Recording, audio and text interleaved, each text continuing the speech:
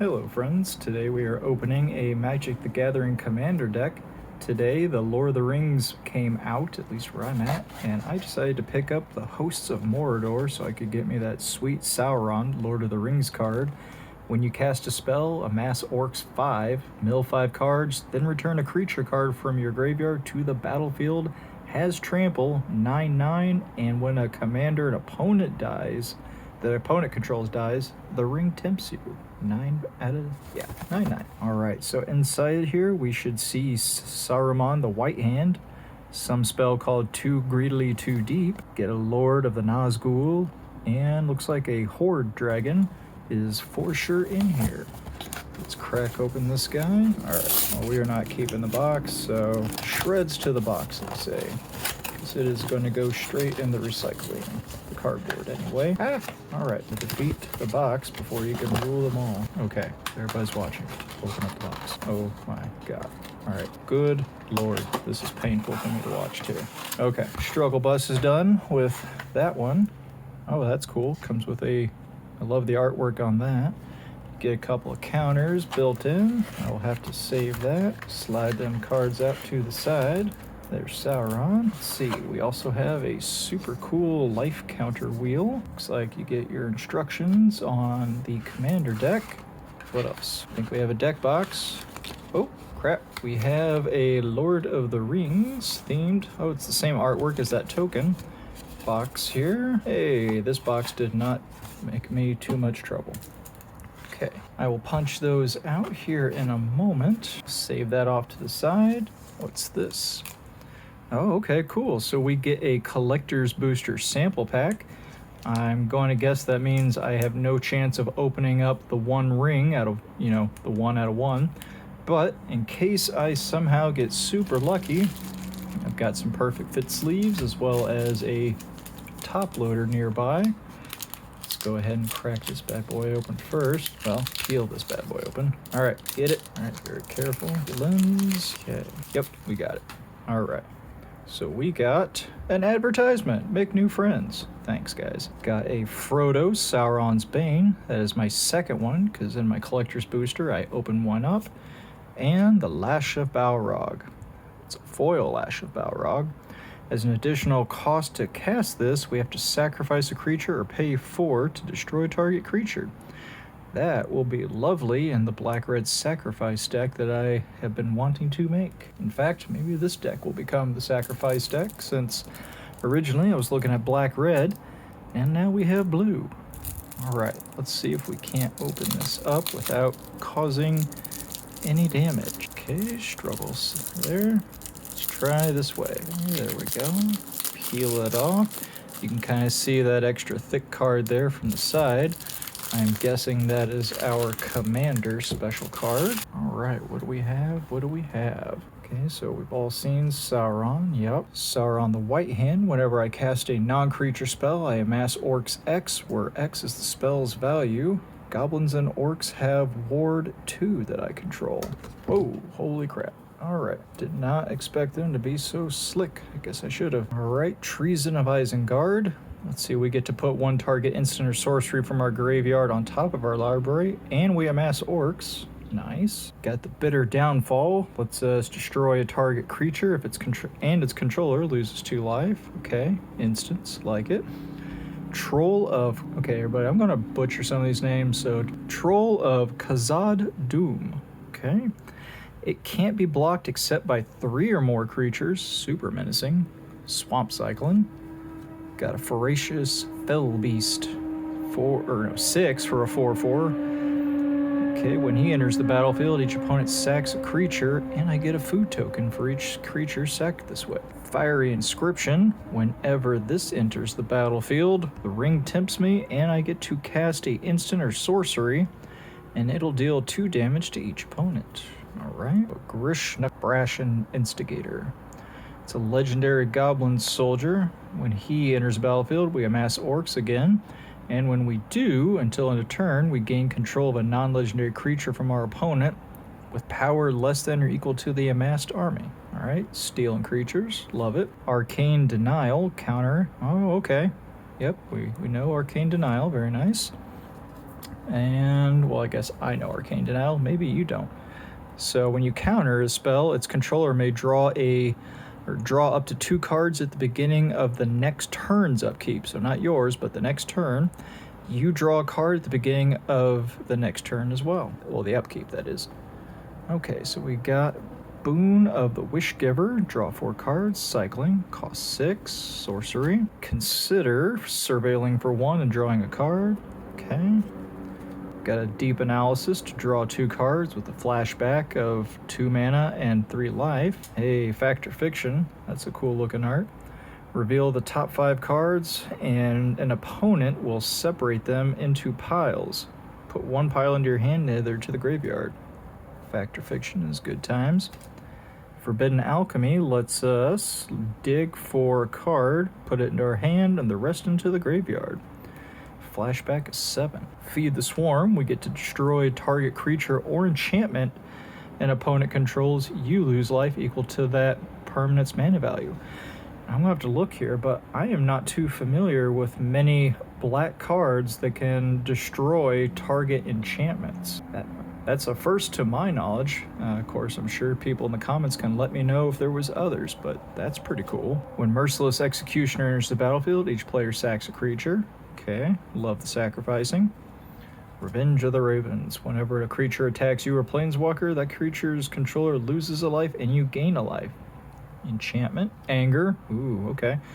Classic here. Graveyard Shenanigans. As long as he's in the graveyard and we have a mountain, our creatures have haste. Faithless Looting from Innistrad Days. Draw 2 cards, then discard, and it has flashback. I like it. The Mouth of Sauron. Okay, we have a legendary 3/4. When he enters the battlefield, target player mills cards, 3 cards, and then we amass Orcs, where X is the number of instant or sorceries in their graveyard. Oh, okay. That'll be good against the Spells Matter type decks. Goblin Crater Maker gives us a little bit of utility here. We can sack a goblin to choose dealing damage or destroying target colorless non-land permanent. Oh, okay. So colorless. That could be... interesting. Gutter Snipe. Whenever you cast an instant or sorcery, it deals 2 damage. Okay, I remember that from, I think it was Ravnica days. Shiny Impetus. It's an enchantment for aura on a creature. That creature gets 2/2 and is goaded. Whenever a creature attacks, whenever the enchanted creature attacks, you get a treasure token. Nice. Thrill of Possibility. We get to draw 2 cards, but we have to discard a card as an additional cost. Extract from Darkness, more milling, and then we get to put a creature card onto the battlefield under our control. Arcane Signet, yep, we get some mana. Basalt Monolith, that's how we get 3 mana, but we can untap it for 3 mana, but it doesn't untap normally. Classic Commander Sphere, okay. Everflowing Chalice, multi-kicker, another mana ramp rock. Okay. Mind Stone, similar, gets us mana, but we can sack it to draw a card. Corsairs of the Umbar, target goblin, orc, or pirate can't be blocked. That's handy. Whenever it deals damage to a player, we get to amass some more orcs. Monstrosity of the Lake enters the battlefield. If we pay 5, tap all creatures our opponents control. Oh, it's a sleep effect. Nice. Island Cycling, okay. Subjugate the Hobbits, pesky Hobbits. Gain control of each non-commander creature valued 3 or less. It does cost 7, though. Should. Shelob the Dreadweaver. Ooh, big spider demon. Whenever a non-token creature an opponent controls dies, we exile it, and we put a creature card exiled with this into its owner's graveyard. It gets bigger, and we draw a card. Or we can put target creature with mana value X. Okay. Oh, we can put it under our control. That's a nice spider. There's the Cavern Horde Dragon. Spell costs less for artifacts that an opponent controls. Okay. Flying Trample and Haste. I mean, it is 9 mana, but whew, okay. That's a good dragon. Got an Orcish Siege Master. Giving our orcs and goblins trample. It has trample. And when it attacks, it gets stronger depending on our creature's power. Rampaging War Mammoth. We got Cycling X. Oh, Cycling X. Alright, so when you do that, destroy artifacts. Alright, so that's a way to trample a bunch of artifacts for cycling. Ooh, here we go. The Balrog of Moria. 7 mana, but it's trample, haste, 8/8. When it dies, you may exile it, and when we do, each opponent exiles a creature they control. Okay. When you cycle it, create 2 treasure tokens. Here we have Grima, Saruman's footman. He cannot be blocked. When he deals damage to a player, they exile cards from the top of their library. Until they exile an instant or sorcery, we get to cast that for free, and then that player puts the exiled cards that weren't cast on the bottom of their library. Okay, here we have a rare saga and the darkness that binds them. We get to make a wraith creature token, and the ring tempts us for both the first, second, and third chapter. If we go to chapter 4, though, for each opponent, we gain control of a creature they control until end of turn. Untap those, they gain haste until end of turn, and the ring tempts us once more. The Lidless Gaze. Okay, exile the top card of each player's library until end of turn. We can play those, and the mana can be any kind of mana to cast them. And it has flashback. There's the Lord of Nazgul. Ooh, we have protection from ring bearers. That's some good flavor there. Whenever we cast an instant or sorcery, we get to make a token. Ooh, we can get some pretty big tokens too. If we have 9 or more wraiths, that's a lot of wraiths. They get really big. Moria's Scavenger. Okay, we have a Death Touch Haste. Whenever we discard a card, we get to draw a card. And if it was a creature card, we get to amass some orcs. Summons of Saruman. More orc amassing, milling cards, and more abilities to cast spells. Okay, it has flashback.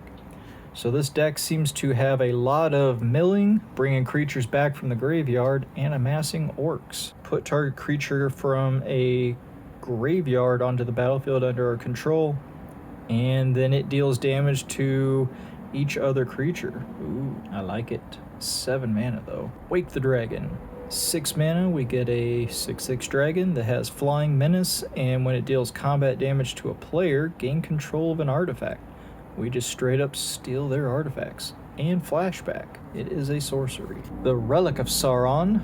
Okay, we get to make some mana. Very nice. Draw 2 cards and discard a card. That's handy. The Black Gate. It's a legendary gate.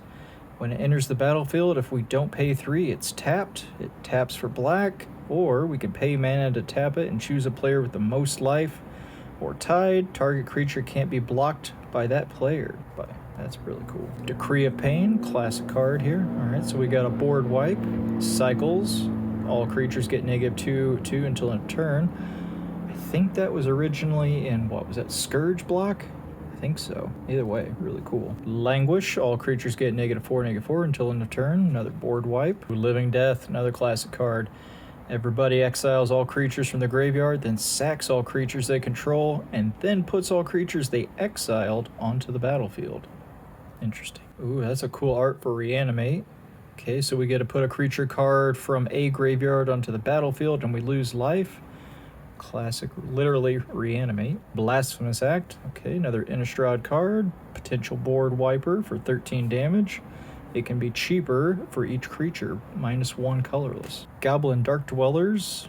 Okay, it's a rare that says Menace, and when it enters the battlefield, we get to cast target instant or sorcery with a mana value of 3 or less from our graveyard for free.